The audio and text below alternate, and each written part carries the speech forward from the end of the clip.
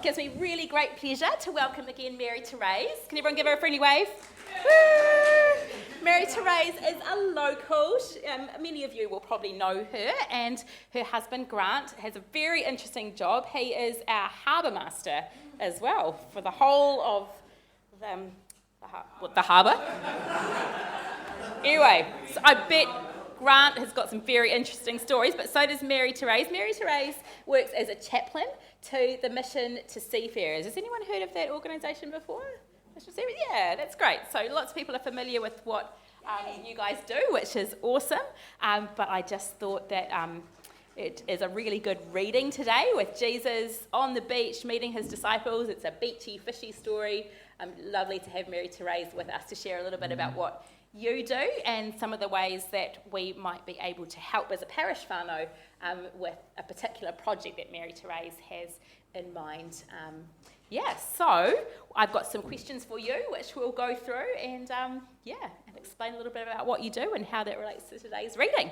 So first up, tell us a little bit about the Mission to Seafarers, what it's all about.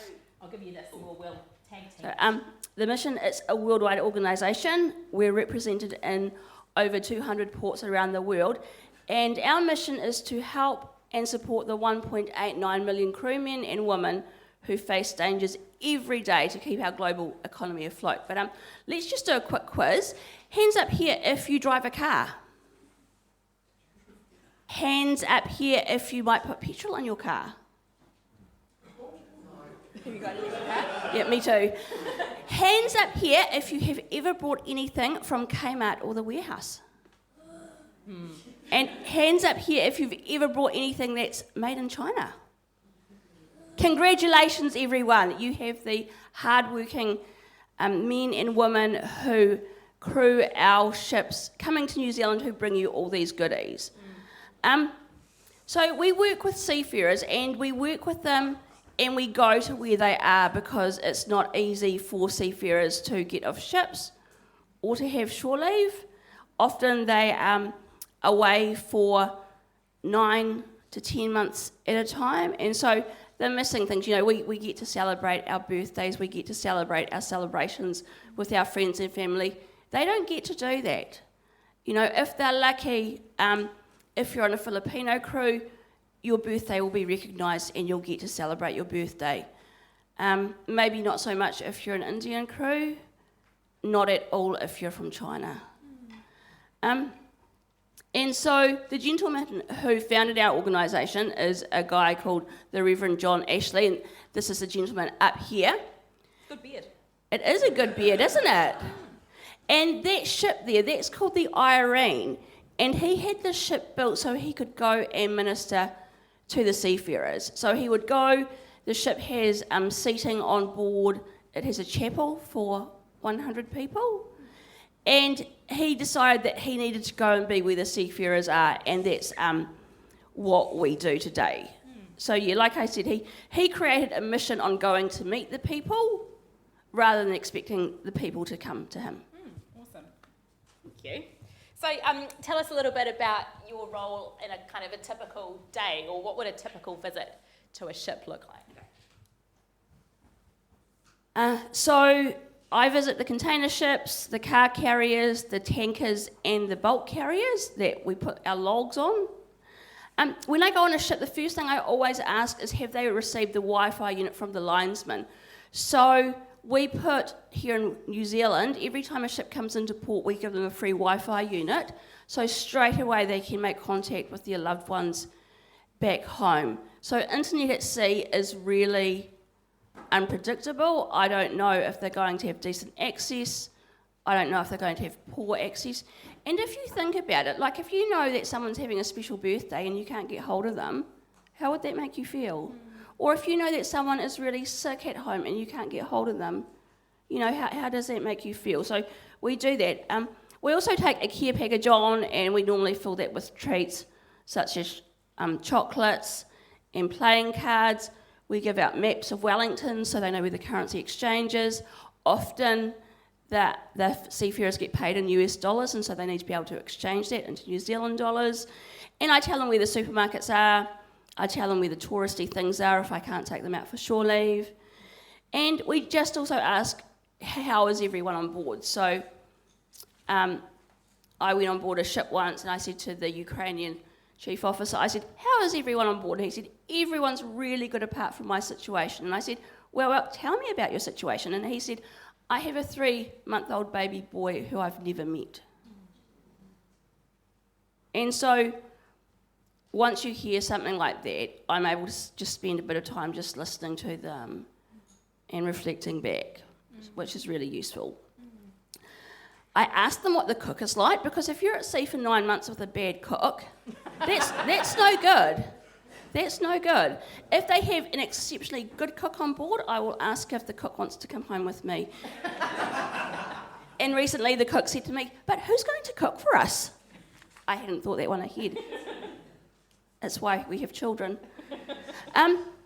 If they've had birthdays, I take along birthday presents in my backpack. Like, they're only really the little things.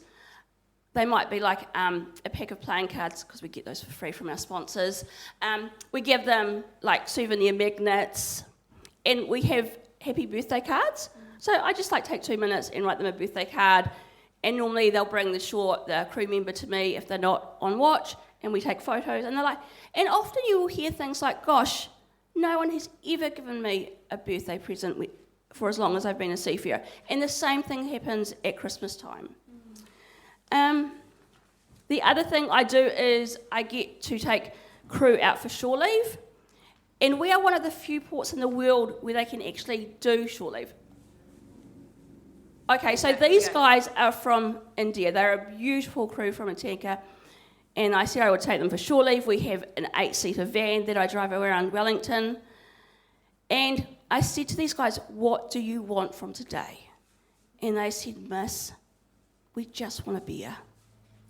So I said, okay. So you need to know that most ships are dry ships. If they do have alcohol, it's low alcohol beer. It's not great. And so I said to these guys, okay, we'll go to the top of the cable car. And we sat down. And this is an Indian crew, so we have many different religions represented in this group. But they just wanted a beer. And I don't know about you, but I take the fact that I have nice drinks in my fridge at home for granted. I had another seafarer, a chief officer, who had had shore leave 4 times in 9 years. Wow. They will not take shore leave because they are responsible for everything on the boat. And if I take a chief officer out for shore leave and we go out for 6 up to 8 hours, he'll spend the next 4 hours when he's back on the ship ballasting the ship before he can go to bed. But the joy about shore leave is I make sure that I take the time to speak with everyone on who I'm taking for shore leave, and I can find out what's really happening for them. That's when you find out when someone's died. That's when you find out some really key things. I'd love to hear just sort of where you see some of the resurrection hope in your work, in this particular Easter season. So I see it when I take shore leave, when I take seafarers for shore leave, and I see how happy they are to be off the ship. As we drive away from the ship, I say, bye-bye ship, and they go, bye-bye ship. I see the resurrection hope when I visit sick patients in hospital. So recently we had a Thai seafarer in Wellington Hospital for 4 weeks. He'd been on the deck of the ship. A rope had caught him behind his calf. He'd fallen over and he had injured his head on a steel deck. Okay, he'd had 2 surgeries. I would see resurrection hope in Parkhorn when I turned up with KFC. He didn't like New Zealand food. And he would get really excited when I came because he knew I'd take him down to the hospital cafe and buy him a cup of tea and a chocolate chip biscuit. I also see resurrection hope when I work with seafarers who have really sick family members at home. I once worked with a captain who his wife had been seriously ill in hospital for 2 weeks. He didn't know if she was going to make it. When you're the captain of a ship, you cannot leave. It's too expensive to fly a new captain in, and in today's world, we're all about efficiency. He didn't know if his wife was going to make it. So that's when I see resurrection hope. And I see resurrection hope when I go on a ship and they say to me, "You're from the Seamen's Club?" And I go, "Yes," because they know I don't come on with a clipboard. I don't want anything from them. I'm actually there to serve them. That's beautiful. Well, we've heard this morning that beautiful passage from John 21 where Jesus meets his friends on the beach after his resurrection. And I just sort of wondered what resonances you might see with your work in this particular passage as well. I'm going to read out what I wrote because I had to think long and hard about this. Okay, so in the passage, the disciples are fishing and they're not catching anything. They need fish to eat, and if they don't catch anything, then how is this need going to be met? Being a seafarer is really hard work. Often they feel they are not seen. They have needs just like you and I. How will they contact their loved ones back home?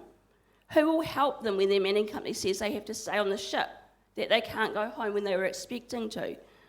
And how do the needs of the seafarers get met?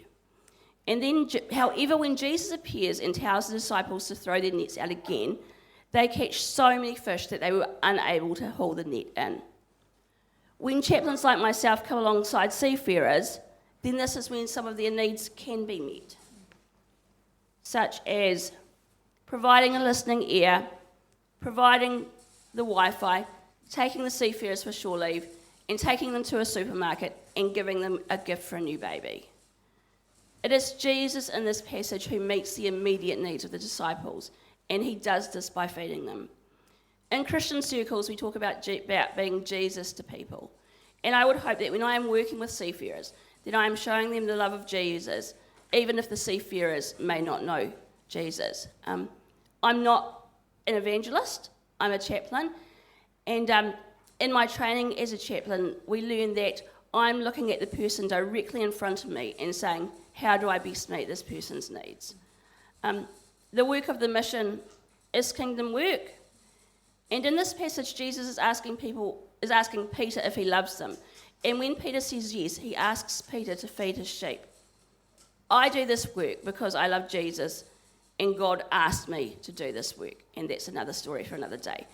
I guess I see myself in Peter's shoes in that when I feed his sheep, I'm looking after seafarers. And I guess that's a challenge for all of us. If we are loving Jesus, how is that reflected in our actions? Thank you. Well, just as we sort of come into land a little bit, I wonder if you could tell us about the particular project that you have coming up that we could help with. I would love your help. So traditionally, seafaring has been a man's world, but we are finding more and more that women are wanting to get into a career at sea, and for women, it's a really hard career. It's a really hard career, but it's a career that they want to do. And we at the mission here in New Zealand, but also internationally, have recognised that these females need a bit of support. They can be on a contract and have a great time. I worked with a Filipino female cadet last year. Her first contract had been abysmal. And that she can't leave the ship. She can't get away from these men who are harassing her. And so what we want to do is we want to be able to give care packages to females that will encourage them and support them. And we said to the females, tell us what you want. And I think there is a slide that says some of the goodies. So these are some of the goodies that we'd like to be able to put into the care packages. There's lip balm, tissues, chocolates, biscuits, just really nice things that will be able to put a smile on their face. We want them to know that we see them, that we care for them, and that we're here for them. So this is something that I'm hoping that as a Newlands crew that we might be able to partner with the Baptists up the road on as well. I think, am I correct that the Baptists are going to help make the packs? We started sewing the bags yesterday, and my bag is in the back of my car, so that's not my shoes, so I can't show it. So I think you're hoping to put together 30 packs for Wellington, yep. That contain things like tissues, wet wipes, lip balm, sanitary pads, moisturiser, hand cream, deodorant, and then treats as well. So I'm hoping that that's something that you might feel like you could contribute some goodies to. So I've got a sign-up sheet for us, and we'll collect these until the 30th of June. So come and have a read of that and ask me any questions, or Mary-Therese any questions afterwards. But just as we finish, what can we be praying for you for and for the organisation more generally?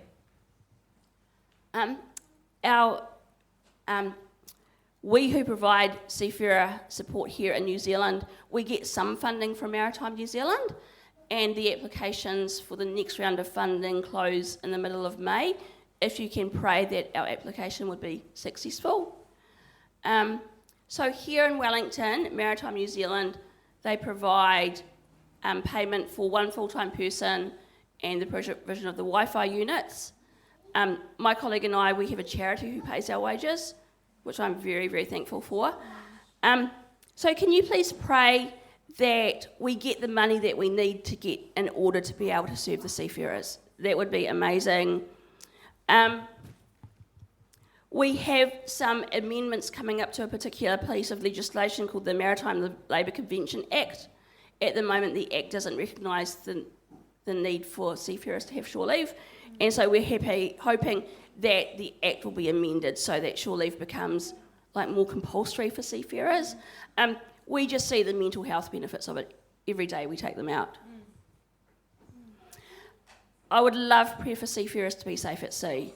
So Pakorn, my Thai seafarer, he's had 2 surgeries in Wellington Hospital, and he was flown back to Thailand to have more surgeries.